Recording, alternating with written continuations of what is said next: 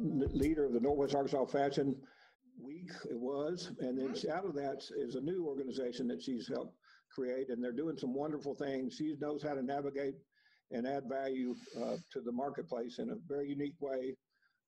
So Robin, why don't you take it away and tell your story?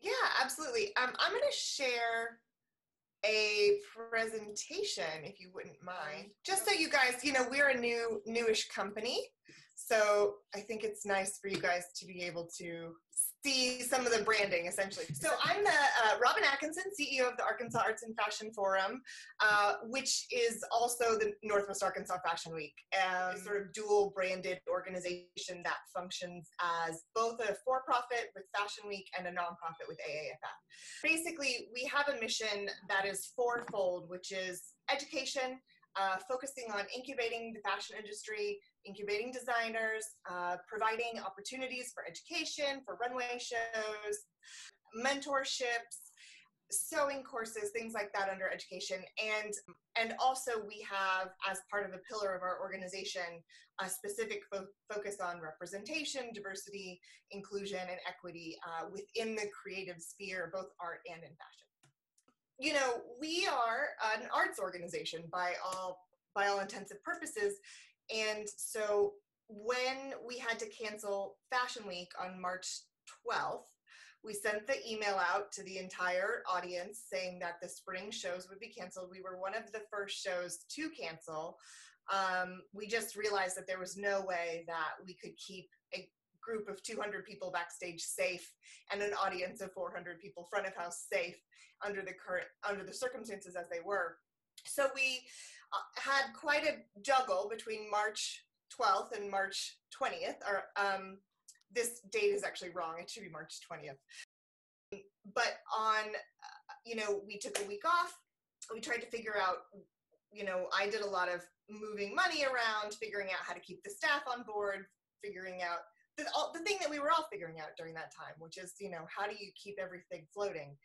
And then, because we have an organization that focuses specifically on things like educating people how to sew and working with fashion designers, and because we're specifically in the sewn goods space, I saw an article in a newspaper in Oklahoma that was saying their local hospital was requesting masks because masks had disappeared from the supply chain in not only Oklahoma, but across the United States.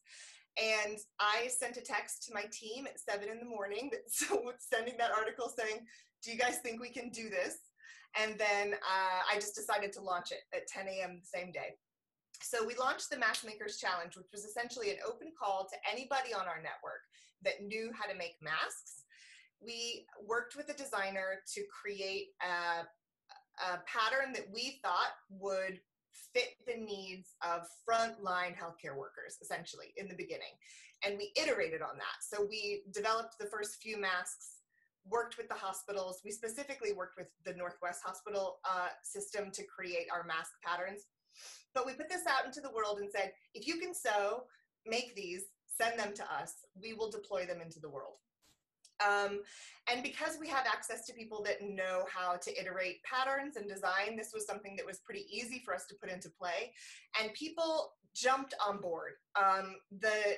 We were on all the news channels. We were in the newspaper. They put us on KUAF because I think at that moment, everybody wanted something positive. What could you be doing? Everybody else is shutting down. Like, we were able to step in and say, we have an idea for something you can actively do while you don't know what else to do.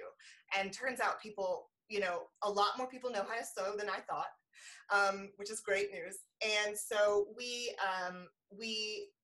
basically became a clearinghouse for all these donated masks. And we started working one-on-one with some of our designers to fund them to get a few more. And we focused specifically on frontline healthcare workers because, as you know, there was a lot of back and forth about whether or not you should wear a mask. Was a mask useful? The CDC said you don't need to wear a mask. We knew from the very beginning that as this played out, it was going to become apparent that the only way for this for transmission to slow would be to have universal masking. That's just something we, I have, my dad's a doctor, my brother's a doctor. Everybody in my family but me is in medicine. So, I'm having conversations with them. We're looking at examples of countries that have gotten these kinds of epidemics under control. And the thing you see every time is universal masking. So I just made a bet that, regardless of what was being told to us at the time, it would not be a bad idea to continue making masks. So far, we've been able to donate 10,000 masks to the Northwest Arkansas community, which for a little upstart arts organization, I think is not nothing. And there's 4 ways that the masks have been made. So the Tyson Family Foundation jumped on board very early and funded the production of around 3,700 masks. And I should speak about the way that those masks specifically got made. So part of what AAFF has done over the last 2 years is create a relationship in Springdale with both the local Latinx community and the local Marshallese community in order to teach them the skill of sewing so that they can then use that as a transferable skill for entrepreneurial opportunities and or to get involved in fashion as a creative outlet. So we just so happened to have already gone through several sewing courses with a cohort of 12 Marshallese sewers. And so when we decided to ask for funding to make masks in-house, we already had 12 people that we could put to work on a contract basis, coming into the office, social distanced. Our office is gigantic. It's a funny situation in Springdale, so we're able to space everybody out appropriately, and also provide income to people who had maybe lost income or were, frankly, some of them have never entered the workforce. But so the Tyson Foundation was really interested in both the jobs creation aspect of the project, but then also the fact that masks would be getting out into the world. So 3,700 made with the Tyson Family Foundation. Arkansas Community Foundation then gave us one of their larger grants. So we were able to do another, this is from a couple weeks ago, this project has wrapped. We made 3,800 for that program. We had 2,700 came in from the community, which is just 2,700 masks made by people at their homes. So I think that says something about how the community really attached to the idea of having something to do. And then we also we launched a program where you could buy masks from us. We would set you up, essentially we set a marketplace up where we would set you up with a mask sewer. You'd buy through us and then they would donate 1 mask to a hospital because of the purchase. So we put a couple more people to work that way. So as you see, the in-house production was, we talked with the Department of Health, we talked with local physicians to figure out how to distance everything, how to sanitize everything.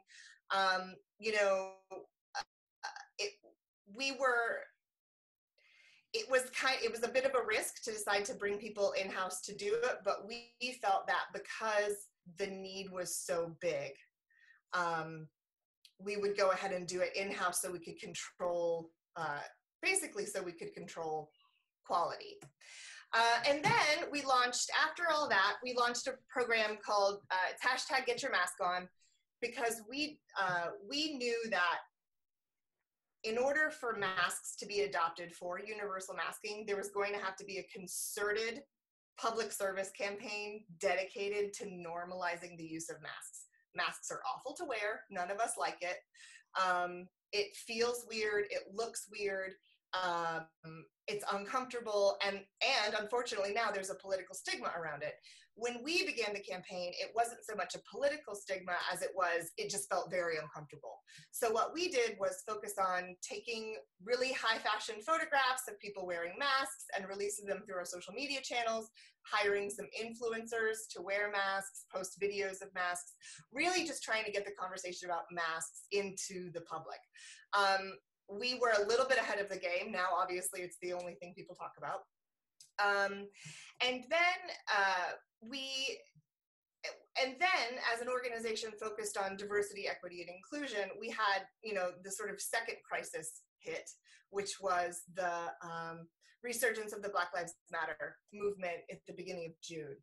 And so as we, as an arts organization, had pivoted to create masks on the one hand, we also knew that because of who our constituency is, because of what matters to the people that we program for, we had to also directly speak to the importance of addressing the Black Lives Matter movement. And so one of the things that we did was donated hundreds of masks to protests, because we knew that people were going to gather. There was no way that wasn't going to happen.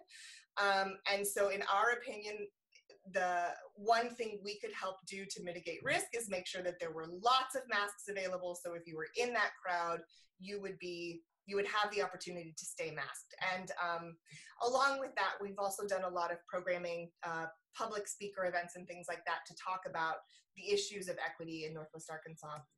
And so that's basically it. That's that's our big mask adventure.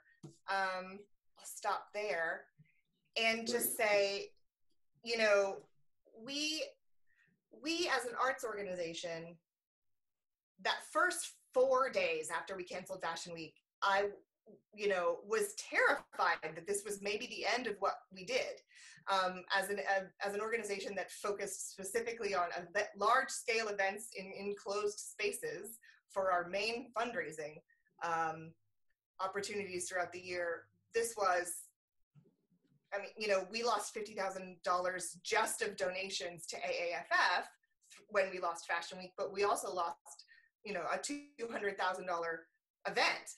And so we were panicked, to say the least. And rather than wait for our funders to tell us what we could do, or wait for our other arts organizations in the landscape to make a move and decide what arts organizations would be doing, we just jumped in.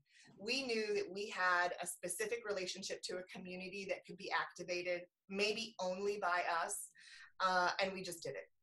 And then the same thing happened when it came to talking about the importance of bringing inclusion and equity back to the conversation with Black Lives Matter.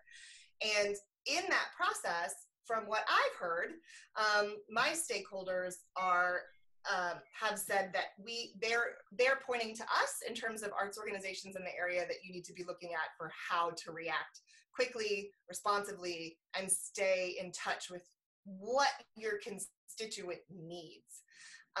Because in two giant crises, your audience needs something that they didn't need before.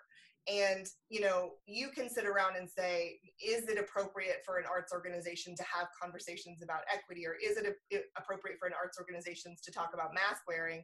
And I think the answer is, if it has to do with the well-being, both the well-being of the community, but the well-being of your audience, then yes, it's appropriate to talk about. So that's that. Yeah. What a great leadership to navigate all that. We said in the invitation that Tommy Van Sant always encourages to be in the arena, to get in the arena, and that it's everybody, we think we're in the arena, but all of a sudden we couldn't get in, right? And you found a way to get in your arena. The people who activated, that made some of the masks, did they feel good and fulfilled about some of that, maybe? Yeah. So our relationship with our mask makers has been really amazing on two sides, right? So the people who were donating them, that were sitting at home sewing and donating them, they were mostly women, let's be honest, of a certain age, who felt very disconnected from the world because they had been locked in their homes. And so this all the feedback we got was like, this gave them a reason to get up in the morning. This gave them a sense of purpose. This gave them a reason to, be shopping online for different fabrics, and really sort of gave them something to look at and to focus on when everything else was getting really blurry. And so I do think that those people have become lifelong, a lifelong audience for our organization. Right. For the mask makers that came from the Latinx and Marshallese community in Springdale, we had already been building a long-term relationship with those communities, and the Marshallese mask makers that we had come in, those are long-term relationships that we are still working with those folks as we move forward. Obviously, what's happening in the Marshallese community is horrific. The number of people from the Marshallese community specifically that have died because of COVID is unbelievably disproportionate in terms of Northwest Arkansas's death rate. And because of that, we have in some ways switched from requesting people. We don't request people come into the office now for this project specifically. We have let some people take machines home so that they can make masks at their own speed from home. Obviously, everything is sterilized triple times before it gets taken to the hospital. But just as a way to keep people having the potential to earn, but then also understanding that everything is turned upside down. So we're really trying to be less of an employer and more of a supporter. One of the things that we've also started to do is help fundraise for, honestly, just to help buy groceries, because it is just such a slow motion train wreck happening over there. Well, we love how you have the pulse on things, and we look forward to helping you and supporting you and learning from you, because you're in the trenches learning things that the rest of us wouldn't know. I think Sarah, Jade Terminello's got to be smiling about Robin said she was close friends with Jade and keeps up, Jade keeps up with her. Jade started this organization with some other people, and I love how you've taken it.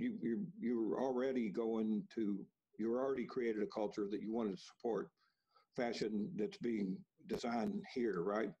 That was already a big part of your emphasis, and that was starting to happen. Yeah, so I think we can look forward to that. Yeah, the great thing is only really half my staff had to focus on masks. So very quietly, the other half of my staff has still been at work on the incubation of the fashion industry in Arkansas. We've just sort of we've put the PR on the back burner a bit, because we really want to time everything correctly in terms of how we launch things. But we do have a designer residency program that's launching right now. Essentially, we'll be sending out the press release about the first designer in residence this week. And that program is, if COVID hadn't hit, that program would be huge news in and of itself. So we're excited for that. Obviously, the first round will be mostly virtual, but we believe that with the right balance of the creation of a workforce and the development of talent, we can build something like a fashion industry here. So more soon. If you're in charge, if you're leading it, I believe it too, Yeah, I think you guys are doing a really good job, Robin. I was originally a part of Fashion Week as just one of the nonprofits, but just to see how it's morphed and changed, and really to see how you've handled this most recent, because I'm on your newsletter and all your social media and all your stuff, and it's just been really neat to see how you've pivoted and focused on what's important and been able to do it within your sphere of influence. Has been really cool. Thank you. You've done a really good job. I appreciate that. Are you guys going to do the fall show? Okay. We're doing something. Something is happening. I will not be putting 400 people in a room in October. Right. I'll say that's not happening. Our Winetopia event, it was exactly the same time as you guys are having yours, and we've already decided to make it virtual, because it's 400 people in a barn. What are you going to do? It's just not. No. Well, you don't have to worry about us on that weekend. Nothing should be happening that weekend in October at all. So not for us either. So and then you and I have to get on. We have to talk about scheduling as we move forward, because I think that we've double booked on you before. I know. It's on the same. I know because we have really good quarters. We need to talk about this. Correct. Okay. Correct. Absolutely. Robin, make a note for 2021. Yes. You've been real active in Engage NWA which has worked with the Northwest Arkansas Council, has the leadership pledge out to help deal with, make sure that there's not racism, and educate, and then respond in the way we conduct ourselves as leaders. And saw you on the video at the council meeting. That was good. Good work. You and Margot and all of everybody. That's great work. What can we do for you? I think that, yeah, yeah, send some money. I think the thing that we would really benefit from over the course of the next 18 months is for other business leaders to start thinking seriously about the ramifications of what it would look like if fashion did have a hub here in terms of production, in terms of marketing, in terms of retail.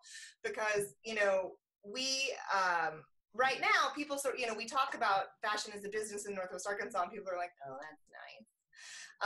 But that's little, and it is little, but because of the way the supply chains broke in March, and because of the way that so many people are talking about the need to create new jobs, reshore production, there's a whole massive energy going towards the idea of making things in America, and we are really, really cheerleading for the idea of sewn trades being reintroduced as a potential either contract opportunity, like contract work, right? You can sort of do it as gig labor almost per project, or, launching in and trying to build some real facilities. So having people understand the potential growth in that industry and cheerlead with us, that in and of itself would be huge. Yeah. I like that. And you and I talked about, when we started in 2000 trying to get entrepreneurship moving, we couldn't find 6 companies to present to venture capitalists that were worthy. 6 ventures in the whole state of Arkansas. And you see what's happened over those years. So you can build that, no doubt. You can do it. Yeah. Thank you very much, Robin.